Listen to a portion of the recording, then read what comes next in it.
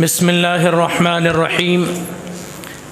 الحمد لله رب العالمين، والصلاة والسلام على سيد الأنبياء والمرسلين وعلى آله وأصحابه أجمعين، أما بعد. قال الله تبارك وتعالى في القرآن المجيد والفرقان الحميد: أعوذ بالله من الشيطان الرجيم. بسم الله الرحمن الرحيم. ألف لام ميم. غلبت الروم في أدنى الأرض وهم من بعد غلبهم سيغلبون في بضع سنين لله الأمر من قبل ومن بعد ويومئذ يفرح المؤمنون بنصر الله ينصر من يشاء وهو العزيز الرحيم. صدق اللہ العظیم. قابل احترام بزرگوں، نوجوان دوستوں اور ساتھیوں، آج کے اس مبارک موقع پر آپ کے درمیان خطاب کرنے کے لیے میں نے جن آیات کا انتخاب کیا ہے، یہ قرآن مجید کی سورہ روم کی پہلی 5 آیتیں ہیں. ان آیتوں کے اندر اللہ تبارک و تعالی نے ایک عظیم الشان پیشن گوئی دی ہے. نبی کریم صلی اللہ علیہ وسلم اور آپ کے صحابہ کرام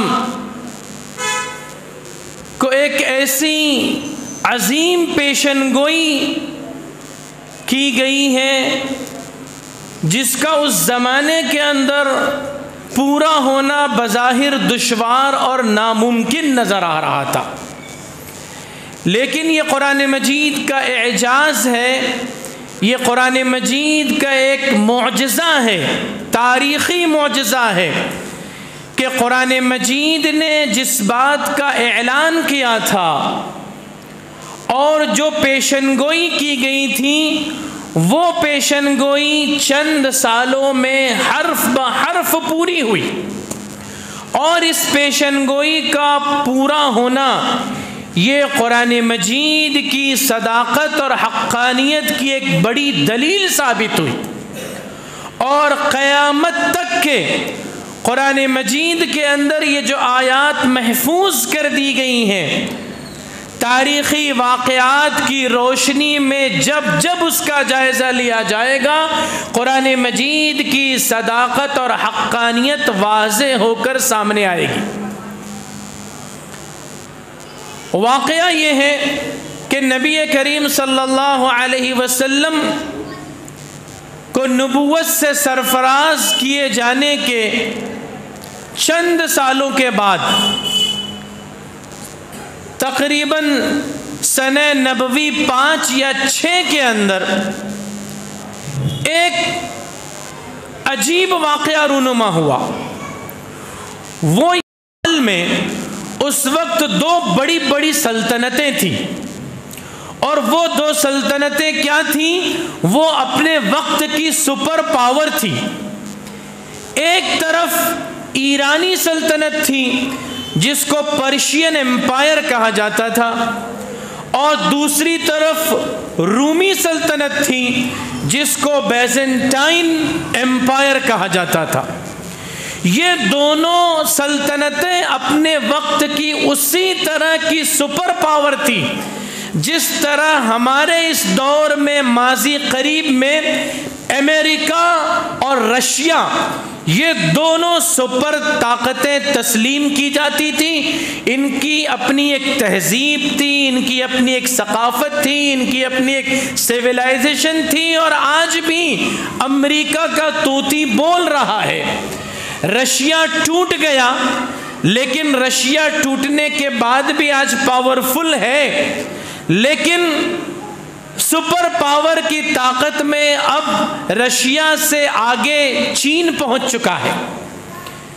بہرحال اس زمانے کے اندر ایرانی سلطنت اور رومی سلطنت یہ دونوں سپر پاور تھی، اور ان دونوں طاقتوں کے درمیان، ان دونوں ممالک کے درمیان جنگیں بھی ہوا کرتی تھی، جھڑپیں بھی ہوا کرتی تھی۔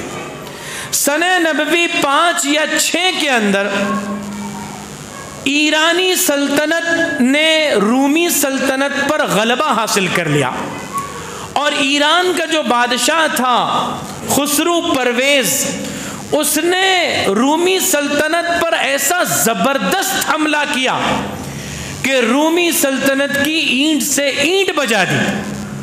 اہل روم پورے طور پر شکست سے دوچار ہو گئے، اور جب ایرانی فوجیں ملک روم کے اندر داخل ہوئی ہیں تو وہاں انہوں نے شہر کے شہر تہو بالا کر دیے، وہاں کے گرجا گھروں اور عبادت خانوں کو انہوں نے نظر آتش کر دیا، اور بڑے پیمانے پر قتل و غارت ہوئی اور خونریزی ہوئی، یہاں تک کہ رومی پورے طور پر شکست کھا گئے، اور ایک دم سے گویا صفحہ ہستی سے ان کا وجود بالکل مٹنے کے قریب ہو گیا۔ اور اس زمانے کے جو مفکرین تھے اور جو حالات پر نظر رکھتے تھے، ان کا یہ دعویٰ تھا کہ رومی جو ہے اتنی زبردست شکست سے دوچار ہوئے ہیں کہ اب آئندہ 50 سال تک کہ وہ سر اٹھا نہیں سکتے، آئندہ 50 سالوں تک کہ ان کا دوبارہ غالب آنا یہ ممکن ہی نہیں ہے۔ ایسی پیشن گوئی اس وقت کے مفکرین اور حالات کا تجزیہ کرنے والے کرنے لگے تھے۔ ادھر مکہ مکرمہ کے اندر یہ جو ایران اور روم کے اندر جنگ ہوئی آپس کی، اس کا اثر مکہ مکرمہ میں بھی پڑا۔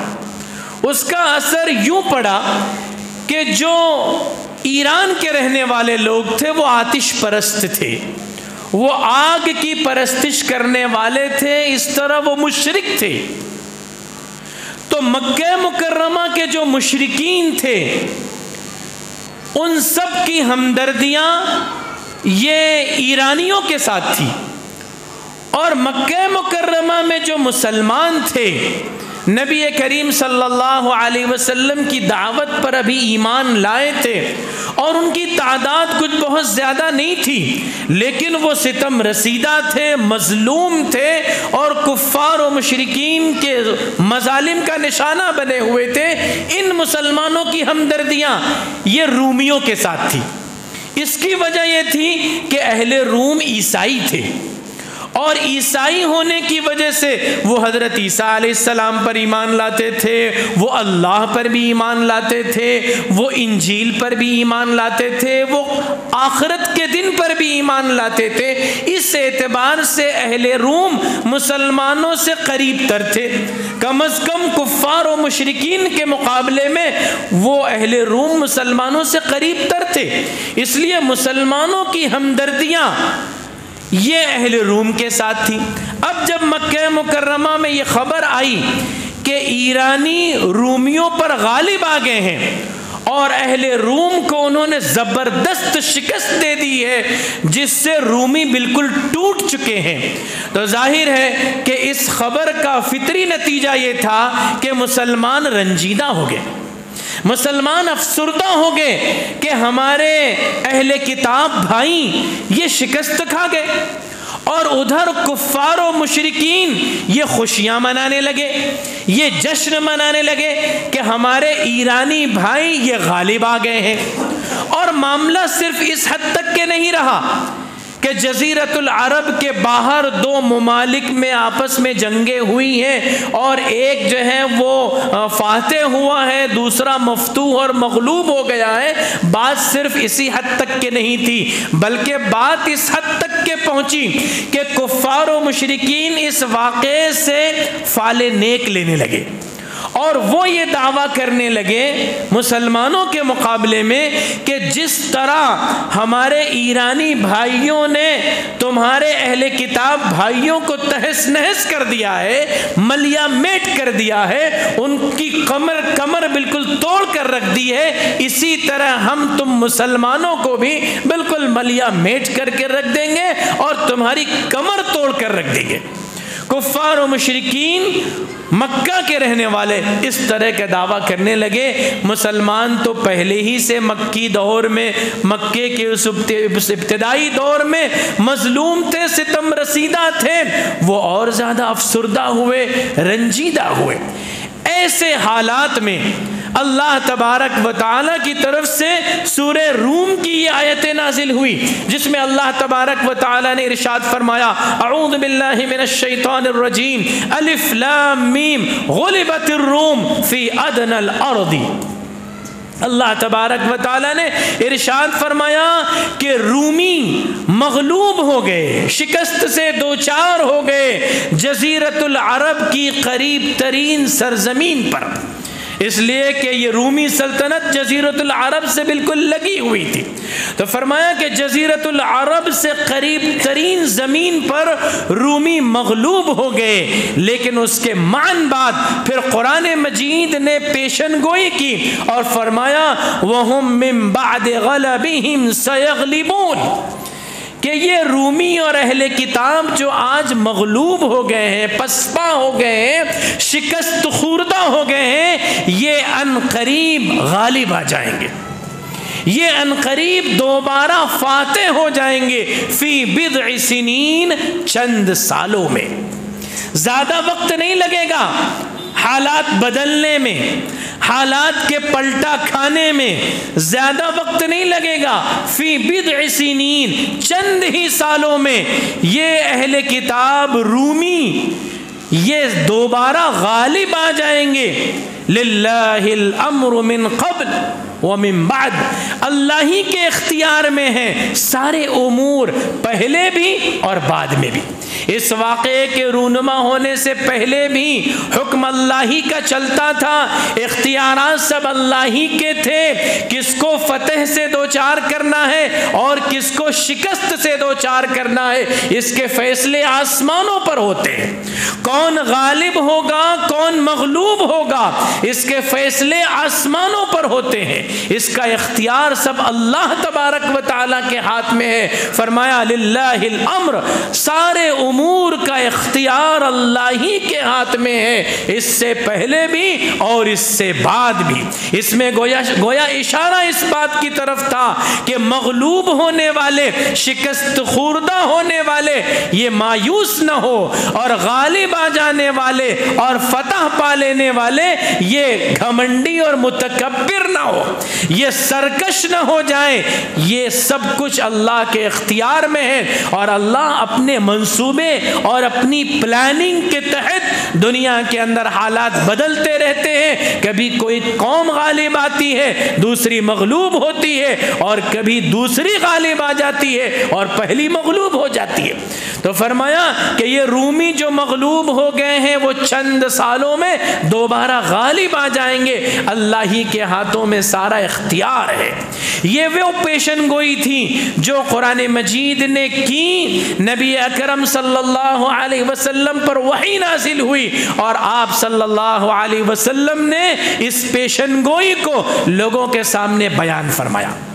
عام حالات میں وہ ناقابل یقین تھی، اس لیے کہ اس زمانے کے ماہرین و مفکرین اور حالات کا تجزیہ کرنے والے تو بیک زبان کہہ چکے تھے کہ رومی دوبارہ 50 سال تک کے غالب نہیں آ سکیں گے، اور قرآن کہہ رہا ہے کہ چند سالوں میں ہی یہ دوبارہ غالب آ جائیں گے۔ لیکن جن کو قرآن کے وعدوں پر یقین تھا، جن کو اللہ اور اس کے رسول کے وعدوں پر یقین تھا، وہ خوش ہو گئے، صحابہ کرام خوش ہو گئے، مسرور ہو گئے کہ اللہ تبارک و تعالیٰ کی طرف سے ہمارے اہل کتاب بھائیوں کے لیے فتح و نصرت کا وعدہ ہے، وہ خوش ہو گئے۔ اور حضرت ابو بکر صدیق رضی اللہ عنہ مشرکین کے پاس گئے اور جا کر قرآن مجید کی آیتیں پڑھ کر سنائی اور کہا کہ اس کے اندر اللہ نے پیشن گوئی کی ہے، آج جو تم خوش ہو رہے ہو تمہاری خوشیاں کچھ زیادہ دن تک باقی رہنے والی نہیں ہے، ہمارے اہل کتاب مظلوم اور ستم رسیدہ بھائی دوبارہ غالب آ جائیں گے۔ کتنے سالوں میں غالب آ جائیں گے؟ حضرت ابو بکر صدیق رضی اللہ عنہ نے فرمایا کہ 3 سالوں میں غالب آ جائیں گے۔ قرآن مجید کے اندر 3 سال کی تعیین نہیں تھی، قرآن نے فرمایا فی بضع سنین، چند سالوں میں، لیکن عربی زبان و لغت کے اعتبار سے بدعن کے لفظ کا اطلاق 3 پر بھی ہوتا ہے، اس لیے حضرت ابو بکر صدیق رضی اللہ عنہ نے فرمایا کہ 3 سالوں میں غالب آ جائیں گے۔ مشرکین کو یقین نہیں آیا، کہا شرط لگا لو، چنانچہ ابی بن خلف سے حضرت ابو بکر صدیق رضی اللہ عنہ کی شرط لگ گئی کہ اگر 3 سالوں کے اندر رومی غالب آ گئے تو ابی بن خلف حضرت ابو بکر کو 10 اونٹ دیں گے، اور اگر رومی غالب نہیں آئے تو حضرت ابو بکر صدیق رضی اللہ عنہ کو 10 اونٹ دیں گے۔ اس طرح سے شرط لگ گئی، چونکہ قرآنی وعدہ تھا، اللہ کا وعدہ تھا، حضرت ابو بکر صدیق رضی اللہ عنہ کو اس پر یقین تھا۔ نبی اکرم صلی اللہ علیہ وسلم کی خدمت میں حاضر ہو کر حضرت ابو بکر صدیق رضی اللہ عنہ نے یہ تفصیل بیان فرمائی کہ آج ایسا ایسا واقعہ ہوا اور مشرکین سے شرط لگ گئی۔ نبی اکرم صلی اللہ علیہ وسلم نے جب تفصیلات پوچھی، حضرت ابو بکر نے بتلائی کہ 3 سال کی مدت پر فتح کے، غلبے کے، رونما ہونے کی شرط لگائی گئی ہے، تو آپ صلی اللہ علیہ وسلم نے فرمایا کہ اے ابو بکر، بدعن کا یہ جو لفظ ہے جس کو اللہ نے استعمال فرمایا یہاں، یہ صرف 3 ہی کے لیے نہیں بولا جاتا، یہ 3 سے لے کے 9 سال تک کے لیے بولا جاتا، 3 سے لے کے 9 تک کے عدد کے لیے بولا جاتا ہے۔ اس لیے بضع سنین کا مطلب ہوا 3 سال سے لے کے 9 سال تک کے۔ تو جاؤ تم مدت میں اضافہ کروا لو۔ حضرت ابو بکر صدیق رضی اللہ عنہ دوبارہ ابی بن خلف کے پاس آیا اور کہا کہ مدت میں اضافہ کرنا چاہتا ہوں۔ ابی بن خلف اور مشرکین نے کہا کہ 50 سال تک کے غالب نہیں آ سکتے، بتاؤ تم کیا کہتے ہو؟ کہا کہ 9 سال کے اندر غالب آ جائیں گے۔ شرط منظور ہے، کہا صرف منظور ہی نہیں ہے بلکہ ہم تو شرط کی جو مقدار ہے وہ بڑھانا چاہتے ہیں، 10 اونٹ کی بجائے 100 اونٹ کرنا چاہتے ہیں۔ اگر 9 سال کے اندر بھی رومی غالب آ گئے تو ہم تمہیں 100 اونٹ دینے کے لیے تیار ہیں۔ حضرت ابو بکر صدیق رضی اللہ عنہ نے اس کو منظور کر لیا۔ یہ وہ زمانہ تھا کہ جس میں شرط لگانے کی ابھی ممانعت وارد نہیں ہوئی تھی، ورنہ شرط لگانا یہ جائز نہیں ہے، لیکن اس وقت ابھی ممانعت کا حکم نہیں آیا تھا، اس لیے حضرت ابو بکر صدیق رضی اللہ عنہ نے یہ شرط منظور کر لیتی، حضور کو بتلایا بھی تھا اور حضور صلی اللہ علیہ وسلم نے اس سے روکا بھی نہیں تھا، تو اس وقت اس کی گنجائش تھی۔ بہرحال یہ شرط لگ گئی، اللہ تبارک و تعالی نے رومیوں کے غالب ہونے کا وعدہ فرمایا، اور پھر اسی کے ساتھ ساتھ اللہ تبارک و تعالی نے انہی آیتوں کے اندر ایک اور وعدہ فرمایا، اور فرمایا وَيَوْمَئِذٍ يَفْرَحُ الْمُؤْمِنُونَ بِنَصْرِ اللَّهِ، جس دن اہل کتاب دوبارہ غالب آئیں گے اس دن ایمان والے یعنی حضرات صحابہ کرام یہ اللہ کی مدد اور نصرت پر خوش ہو رہے ہوں گے، یعنی اللہ کی ایسی مدد اور نصرت آئے گی کہ اہل ایمان بے پناہ خوشی اور مسرت کا احساس کر رہے ہوں گے۔ ینصر من یشاء، اللہ جس کی چاہتا ہے مدد فرماتا ہے، اللہ جس کی چاہتا ہے مدد فرماتا ہے۔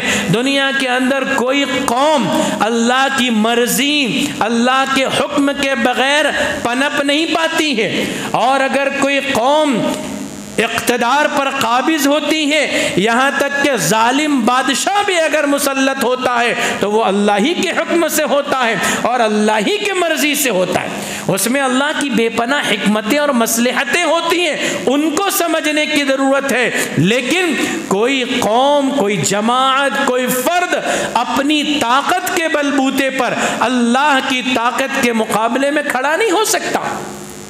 تو فرمایا کہ اس دن ایمان والے اللہ کی مدد اور نصرت سے بے پناہ خوش ہو رہے ہوں گے، اور بے شک اللہ تبارک و تعالی زبردست طاقت اور قوت والا ہے، اور وہ بڑا رحم کرنے والا بھی ہے، بڑی مہربانی کرنے والا بھی ہے۔ حضرات مفسرین نے لکھا ہے کہ اس آیت شریفہ کے اندر ایک دوہری خوشخبری آ گئی۔ ایک خوشخبری اور پیشن گوئی یہ کہ اہل کتاب رومی غالب آ جائیں گے، اور دوسری پیشن گوئی اور جو اشاروں میں اس کے اندر آئی وہ یہ کہ خود مسلمان بھی مشرکین پر غالب آ جائیں گے۔ چنانچہ وقت گزرتا گیا، یہاں مکی دور مکمل ہوا، مسلمان ہجرت کر گئے مکہ مکرمہ سے مدینہ منورہ، اور وہاں مسلمانوں کا مستقر بن گیا۔ مکہ مکرمہ کے مسلمانوں کے بھی حالات بدلے، ظلم و ستم کی چکی سے نکل کر مدینہ منورہ کے اندر پہنچ کر انہوں نے اپنا ایک مستقر بنا لیا، اور ادھر رومیوں کے بھی حالات بدلے، اور رومی جو بادشاہ تھا ہرقل، جس نے خسرو پرویز سے شکست کھائی تھی، اس نے بھی اپنی فوج کو دوبارہ منظم کیا، اور منصوبہ بندی کے ساتھ اس نے بھی چند سالوں کے بعد، تقریباً 7-8 سال کے بعد دوبارہ اس نے جو ہے ایرانیوں پر زبردست حملہ کیا۔ اب ایرانیوں پر یہ ایسا زبردست حملہ تھا ملک روم کی جانب سے کہ ایران کے پیر اکھڑ گئے۔ پرشین امپائر جو اس وقت کی سپر پاور تھی، جو تنہا سپر پاور باقی رہ گئی تھی، اب اس کے پیر اکھڑ گئے، اور وہ ایرانی سلطنت جو ہے شکست سے دوچار ہوئی، اور رومی اس طرح دوبارہ غالب آ گئے۔ صرف 7-8 سالوں کے اندر ہی رومی دوبارہ غالب آ گئے، اور خسرو پرویز جو ہے یہ فرار ہو گیا، شکست سے پورے طور پر دوچار ہو گیا۔ اب حالات جب پلٹا کھائیں اور یہ خبریں جب مکہ مکرمہ اور مدینہ منورہ میں آئی، تو اس وقت یہ ایسا موقع تھا کہ خود مسلمان بھی غزوہ بدر میں فتح حاصل کر کے واپس آ رہے تھے۔ سنہ 2 ہجری میں مسلمانوں کا مقابلہ مشرکین مکہ سے ہوا تھا۔ مسلمان 313 کی تعداد میں اور مشرکین 1000 کا لشکر جرار تھا۔ اللہ تبارک و تعالی نے مسلمانوں کو یہاں فتح عطا فرمائی، اور وہاں اللہ نے رومیوں کو اہل کتاب کے مقابلے میں فتح عطا فرمائی۔ اس طرح جب رومیوں کے فتح کی خبر مدینہ منورہ آئی تو مسلمانوں کے لیے یہ دوہری خوشخبری تھی۔ ایک غزوہ بدر میں فتح و نصرت کی، اور دوسرے جو ہے اپنے اہل کتاب رومی بھائیوں کے دوبارہ غلبے کی۔ اور اسی کو قرآن مجید نے کہا تھا یومئذ یفرح المؤمنون بنصر اللہ، کہ اس دن ایمان والے اللہ کی مدد اور نصرت سے بے پناہ مسرور ہو رہے ہوں گے، خوش ہو رہے ہوں گے۔ اس طرح قرآن مجید کی جو پیشن گوئی تھی کہ 9 سال کے اندر رومی دوبارہ غالب آ جائیں گے، یہ ایک تاریخی حقیقت ہے، یہ ایک بالکل تاریخی واقعہ ہے، اور ہر تاریخی کتاب کے اندر یہ چیز مل جائے گی۔ اس زمانے کے اور اس دور کے واقعات کو جہاں بھی جس کتاب میں بھی قلم بند کیا گیا ہے اس میں یہ واقعہ ملے گا۔ اور اس طرح قرآن نے جو پیشن گوئی کی تھی وہ پیشن گوئی حرف بحرف ثابت ہوئی، اور پرشین امپائر غالب آنے کے بعد دوبارہ مغلوب ہوا، اور رومن امپائر مغلوب ہونے کے بعد دوبارہ غالب آ گیا۔ یہ اللہ تبارک و تعالیٰ کی طرف سے الٹ پھیر ہوتے رہتے ہیں۔ یہاں مسلمان بھی مکہ مکرمہ میں مظلوم تھے، ستم رسیدہ تھے، لیکن اللہ تبارک و تعالیٰ نے انہیں بھی غلبہ عطا فرمایا۔ میرے بزرگوں، میرے نوجوان دوستوں اور ساتھیوں، قرآن مجید کی ان آیات کی تفسیر اور اس واقعے کی تفصیل میں نے آپ حضرات کے سامنے اس لیے بیان کی ہے کہ آپ بھی موجودہ حالات میں مایوسیوں سے نکل جائیں۔ غلبہ اور شکست اللہ تبارک و تعالیٰ کی طرف سے مقدر ہوتا ہے، اور اللہ تبارک و تعالیٰ اپنے منصوبوں کے مطابق ہر قوم کو موقع فراہم کرتے ہیں۔ مسلمانوں کے لیے اللہ تبارک و تعالیٰ نے عزت اور سرخروئی کی شرط یہ قرار دی ہے کہ اہل ایمان ایمان پر جم جائیں، اہل ایمان اللہ اور اس کے رسول صلی اللہ علیہ وسلم کی اطاعت و فرما برداری کو لازم پکڑ لیں تو اللہ تبارک و تعالیٰ کی مدد اور نصرت ان کے ساتھ آ کر رہے گی۔ وَكَانَ حَقًّا عَلَيْنَا نَصْرُ الْمُؤْمِنِينَ، اللہ فرماتے ہیں کہ ایمان والوں کی مدد اور نصرت کرنا یہ ہم پر لازم ہے، یہ ہم پر لازم ہے، یہ ہماری حکمت کا تقاضا ہے کہ ہم اہل ایمان کی مدد اور نصرت کریں۔ اللہ تبارک و تعالی فرماتے ہیں اے ایمان والو لا تہنوا ولا تحزنوا وانتم الاعلون ان کنتم مؤمنین، اے ایمان والو تم ہی غالب رہو گے، تم ہی سرخرو رہو گے اگر تم واقعی صاحب ایمان ہو۔ تو اللہ تبارک و تعالی نے ہماری کامیابی، ہماری عزت، ہماری سرخروئی کی شرط یہ رکھی ہے کہ اہل ایمان ایمان پر ثابت قدم رہے اور اعمال صالحہ کے ذریعے اپنی زندگی کو آراستہ کرے۔ ایمان اور عمل صالح یہ وہ دو بنیادیں ہیں کہ جس پر اللہ تبارک و تعالیٰ کی مدد اور نصرت آتی ہے، اور حضرات صحابہ کرام کے ساتھ بھی اللہ کی جو مدد اور نصرت آئی اور حالات پلٹا کھائے، یہ اللہ اور اس کے رسول صلی اللہ علیہ وسلم کی اطاعت و فرما برداری اور شریعت مطہرہ پر جمنے کا نتیجہ تھا، شریعت مطہرہ پر جمنے کا نتیجہ تھا۔ ورنہ مکی زندگی کو پورا اٹھا کر دیکھ لیجئے کہ مسلمان کتنے ستائے جا رہے تھے، کتنے مظلوم اور ستم رسیدہ تھے، لیکن اللہ تبارک و تعالی نے ان کے حالات بدلے۔ اس لیے مسلمانوں کو کبھی مایوس نہیں ہونا چاہیے، مسلمانوں کو کبھی یہ نہیں سمجھنا چاہیے کہ اب ہمارے لیے سارے راستے بند ہو گئے ہیں۔ ایمان والوں کے لیے راستے بند نہیں ہوتے ہیں، ایمان والوں کے لیے اللہ تبارک و تعالی راہیں کھولتے ہیں۔ والذین جاہدوا فینا لنہدینہم سبلنا، جو ہمارے راستے میں کوشش کرتے رہتے ہیں ہم ان کے لیے راہیں کھولتے رہتے ہیں۔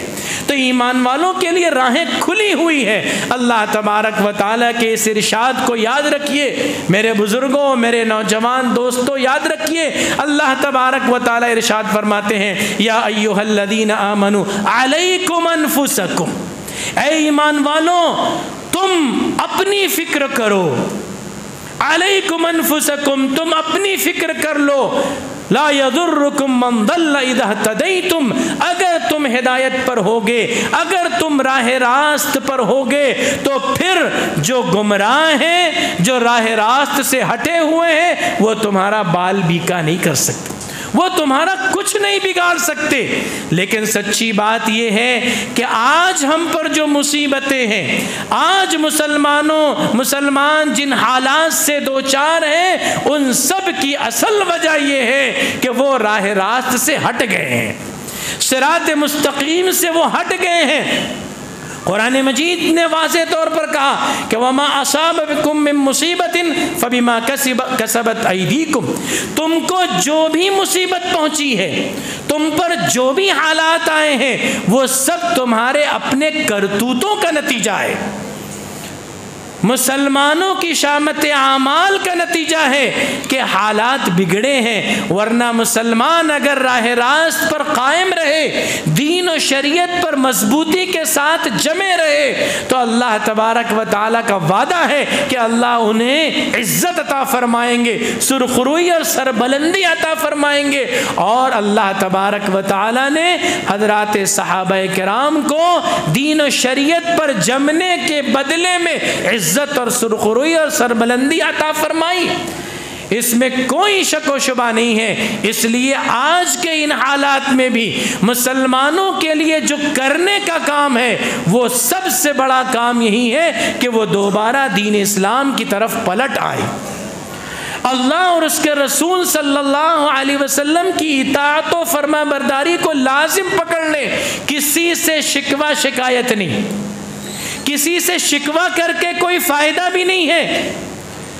شکوہ اگر ہے تو ہم کو اپنی ذات سے ہے، شکوہ اگر ہے تو ہم کو اپنی قوم سے ہے، شکوہ اگر ہمیں ہے تو اپنے نوجوانوں سے ہے، شکوہ اگر ہمیں ہے تو اپنی ماؤں اور بہنوں اور خواتین سے ہے. ذرا اپنے مسلم معاشرے کا تجزیہ کریں، اپنی سوسائٹی کا جائزہ لیں، کیسے خرافات اور کیسی بے دینی اور کیسی بے عملی ہماری زندگیوں کے اندر آ گئی ہے. آج ہماری زندگیوں کے اندر ایسی بے دینی رونما ہو گئی ہے کہ جس کی وجہ سے نہ کاروبار کے اندر حلال و حرام کی تمیز باقی رہی گئی ہے. کہ آج بڑے بڑے مسلمان تاجر کھلے عام سودی لین دین کر رہے ہیں، بیاج پر کاروبار کر رہے ہیں، اور دوسروں کے مال کو ہڑپ کر جانے اور غصب کر لینے کو وہ معمولی بات سمجھتے ہیں. مارکیٹ میں اتر جائیے، کاروبار کے اندر آ کر دیکھیے، مسلمان اور غیر مسلم میں اب کوئی تمیز باقی نہیں رہ گئی، کوئی فرق باقی نہیں رہ گیا. مسلمانوں کا شیوا تو یہ تھا کہ وہ کسی کو دھوکہ نہیں دیتا ہے، وہ کسی کو جھوٹ بول کر اپنا سامان نہیں بیچتا ہے، وہ 1 روپیہ کسی کا دباتا نہیں ہے. یہ مسلمانوں کا شیوا ہے. اللہ کے رسول صلی اللہ علیہ وسلم نے فرمایا من غش فلیس منا، جو دھوکہ دے وہ ہم میں سے نہیں ہو سکتا. مسلمان کا یہ شیوا نہیں ہے کہ وہ دھوکہ دے. لیکن آج بڑے بڑے فراڈ ہو رہے ہیں اور کرنے والے مسلمان ہیں، کرنے والے مسلمان ہیں. بڑے بڑے فراڈ ہو رہے ہیں، دھوکہ دیا جا رہا ہے، لوگوں سے پیسے اینٹھ لیے جا رہے ہیں، سودی کاروبار ہو رہا ہے، حلال و حرام کی کوئی تمیز باقی نہیں رہ گئی ہے. یہ مسلمانوں کا شیوا نہیں ہو سکتا. نوجوانوں کی زندگیوں کو دیکھیے، وہ نوجوان جس کو اللہ تبارک و تعالی نے جوانی کی طاقت اور قوت عطا فرمائی تھی کہ وہ اپنی اس طاقت اور توانائی کو، اپنی صلاحیت اور قابلیت کو مثبت کاموں میں خرچ کرتا، قوم و ملت کی خدمت میں خرچ کرتا، اپنے خاندان والوں، اپنے گھر والوں کو مضبوط کرنے میں خرچ کرتا. آج ہمارا وہ نوجوان نشے کی لت میں مبتلا ہے، ہمارا وہ نوجوان جو ہے وہ عیاشیوں میں مبتلا ہے، ہمارا وہ نوجوان اگر کماتا بھی ہے تو زیادہ پیسہ اپنے عیش پر خرچ کرتا ہے اور کم پیسہ لا کر اپنے گھروں میں دیتا ہے. وہ نوجوان اب اپنے ماں باپ کا مطیع و فرما بردار نہیں رہا. وہ ماں باپ جنہوں نے بڑی توقعات اور تمناؤں سے اس کی پرورش کی تھی، اس کو پالا تھا، اس کو تعلیم سے آراستہ کیا تھا، آج وہ پڑھ لکھ لینے کے بعد اپنے ماں باپ کا بھی نہیں ہے. تو یہ نوجوان جو ہے نہ جانے کتنی بری لت میں مبتلا ہے، نشے کے ایسے عادی ہو چکے ہیں کہ اللہ کی پناہ.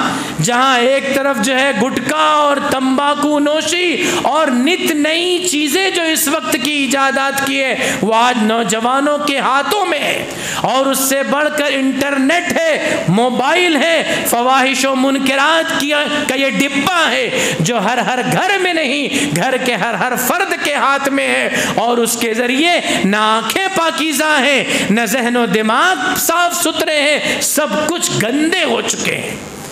ایسے اگر نوجوانوں کی زندگیاں گزرتی رہی تو وہ نوجوان کوئی تعمیری کام نہیں کر سکتے. ضرورت اس بات کی ہے کہ یہ نوجوان نشے کی عادت سے اور لت سے اپنے آپ کو بچا لے، یہ اپنے وقت کو فضول ادھر ادھر خرچ نہ کرے اور اس کو تعمیری اور مثبت کاموں میں خرچ کرے، اپنے گھر والوں کا، اپنے خاندان والوں کا مستقبل روشن کرے، اور قوم و ملت کے لیے کوئی ایسا کام کر جائے جس سے پوری قوم ان کو یاد رکھے کہ یہ قوم و ملت کے مسیحا ہیں. لیکن افسوس کی بات یہ ہے کہ نوجوان بے راہ روی اختیار کر رہے ہیں. گھر گھر کا مسئلہ انتشار اور اختلاف ہے، گھر گھر کا مسئلہ انتشار اور اختلاف ہے، آپس کے جھگڑے ہیں، آپس میں ایک دوسرے سے تو میں یہ ہر گھر کا قصہ ہو گیا۔ اور کتنے واقعات رونما ہوتے ہیں کہ آج شادی ہوئی ہے اور شادی کے کچھ دنوں کے بعد ہی میاں بیوی کے درمیان جو ہے وہ تنازعات شروع ہو جاتے ہیں، خاندانوں کے درمیان تنازعات شروع ہوتے ہیں، اور بڑا خرچ کر کے جو شادی رچائی گئی تھی وہ چند مہینوں میں اور سال ڈیڑھ سال میں وہ ٹوٹنے کے قریب پہنچ جاتی ہے۔ یہ کیا صورتحال ہے؟ یہ وہ صورتحال ہے کہ جس میں ہمارا پورا معاشرہ اندر سے گویا گھن کا چکا ہے، اندر سے دیمک لگ چکا ہے، فواحش و منکرات جو گھر گھر پہنچ گئے ہیں، اس کا نتیجہ شادی شدہ زندگی پر پڑ رہا ہے، ازدواجی زندگی پر پڑ رہا ہے، اور نوجوان لڑکوں اور لڑکیوں کے ذہنوں پر پڑ رہا ہے۔ مسلمانوں کے لیے ضرورت تھی اس بات کی کہ وہ ان تمام معاملات میں اپنی اصلاح کرتے۔ اپنے بچوں کی تربیت کس قدر ضروری ہے اب تک کہ ہم کو اس کا احساس نہیں ہو رہا ہے۔ نوجوان لڑکیاں مرتد ہو رہی ہیں، نوجوان لڑکے مرتد ہو رہے ہیں، آئے دن خبریں آتی ہیں اور ہم سنتے بھی رہتے ہیں، مشاہدے میں بھی باتیں آتی ہیں، لیکن اس کے باوجود کانوں پر جوں نہیں رینگتی کہ ہم اپنی اولاد کی تربیت کی طرف توجہ دیں۔ یہ بچپن میں اولاد کی جو دینی تربیت نہیں ہوتی ہے اس کا نتیجہ یہ نکلتا ہے کہ آگے چل کے اولاد جو ہے بے راہ روی اختیار کر لیتی ہے۔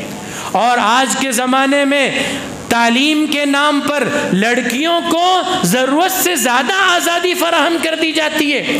تعلیم سے آراستہ کرنے سے روکا نہیں گیا ہے، لڑکیوں کو بھی تعلیم سے آراستہ کیجئے، اعلیٰ سے اعلیٰ تعلیم دلائیے، لیکن یاد رکھیے کہ تعلیم کے نام پر وہ آزادی نہیں دی جا سکتی کہ جس سے لڑکیوں کی عزتیں اور عصمتیں جو ہے تار تار ہو جائیں۔ لڑکیاں کہاں جا رہی ہیں؟ ٹیوشن کے لیے جا رہی ہیں، کوچنگ کے لیے جا رہی ہیں، کالج میں جا رہی ہیں، یا فارغ ہونے کے بعد جاب کے لیے جا رہی ہیں، تو اس پر جو ہے ماں باپ کی کڑی نظر ہونی چاہیے، اور یہ کڑی نظر جو ہے اصلاح کے نقطہ نظر سے ہونی چاہیے۔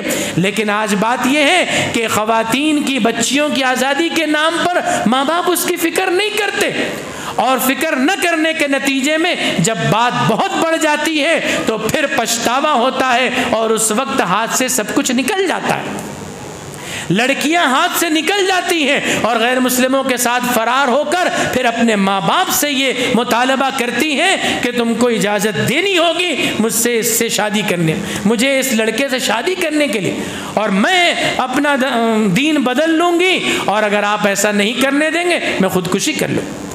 اور یہ چیز پھر ماں باپ کو سرنڈر کر دیتی ہے، ماں باپ کو مجبور کر دیتی ہے۔ ان حالات تک پہنچنے سے پہلے ہماری ذمہ داری تھی کہ ہم اپنی گھر کی بچیوں کی تربیت کرتے، ان کی نگہبانی اور نگہداشت کرتے۔ میرے بھائیوں، میرے بزرگوں، یہ ہماری سوسائٹی کے میں جو واقعات رونما ہیں ان کا تھوڑا سا نقشہ ہے، اور یہی وہ چیزیں ہیں جس کی وجہ سے اللہ تبارک و تعالیٰ کی ہم پر مار ہے۔ اللہ تبارک و تعالیٰ کے یہاں بے انصافی نہیں ہے، اللہ تبارک و تعالیٰ کے یہاں ظلم نہیں ہے کہ اللہ تعالیٰ نے ہم کو یوں ہی جو ہے مظلومیت سے دوچار کر دیا ہے، بلکہ اس میں یہ دراصل ہماری شامت اعمال ہے۔ اگر مسلمان عزت اور سرخری اور سربلندی چاہتے ہیں تو ان کے لیے ایک ہی راستہ ہے، وہ یہ ہے کہ دین اور شریعت کی طرف پلٹ آئے۔ آقا نامدار جناب محمد الرسول اللہ صلی اللہ علیہ وسلم کی پوری زندگی ہمارے لیے ایک بہترین نمونہ ہے۔ اس نمونے کے مطابق اگر ہم زندگی گزارتے ہیں تو ہمارے لیے عزت اور سرخروئی ہے۔ اس لیے آج کی اس مجلس سے آپ اپنے لیے کچھ ہوم ورک لے کر جائیے، کچھ آپ اپنے لیے گھر کام لے کر جائیے۔